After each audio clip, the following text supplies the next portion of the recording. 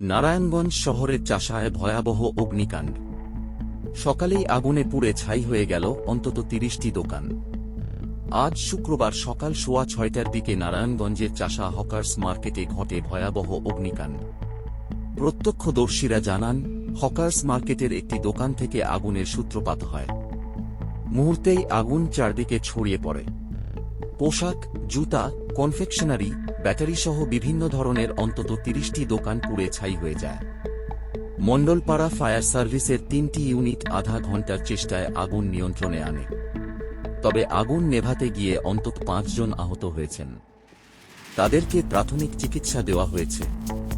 পোশাকের দোকানের মালিক মুন্না বলেন, আমার দোকানে ২৫-৩০ লাখ টাকার পোশাক ছিল, সব শেষ হয়ে গেছে।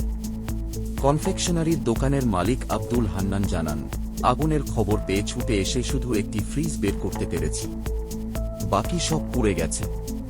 প্রায় ১২ লাখ টাকার ক্ষতি হয়েছে।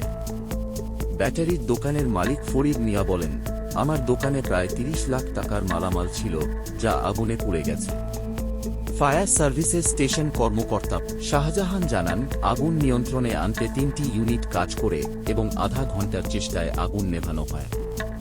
তবে ক্ষয়ক্ষতির পরিমাণ এবং আগুন লাগার কারণ এখনও তদন্তাধীন। নারায়ণগঞ্জ সিটি কর্পোরেশনের ১৩ নম্বর ওয়ার্ডের সাবেক কাউন্সিলর মাকসুদুল আলম জানান, হকার্সদের পুনর্বাসনের জন্য নির্মিত ৬৪২টি দোকানের মধ্যে অন্তত ৩০টি পুড়ে গেছে। তিনি বলেন, বাজারে দাহ্য পদার্থ থাকায় আগুন দ্রুত ছড়িয়ে পড়ে। তিনি আহ্বান জানান, চেম্বার অফ কমার্স ও সিটি কর্পোরেশন যেন ক্ষতিগ্রস্ত ব্যবসায়ীদের পাশে দাঁড়ায়। ব্যবসায়ীদের জীবনের সাধনার সব স্বপ্ন পুড়ে ছাই হয়ে গেল এই এক আগুনে। এই দুর্ঘটনা আমাদেরকে আবারও ভাবিয়ে তোলে, বাজারে অগ্নি নির্বাপন ব্যবস্থা কতটা দুর্বল।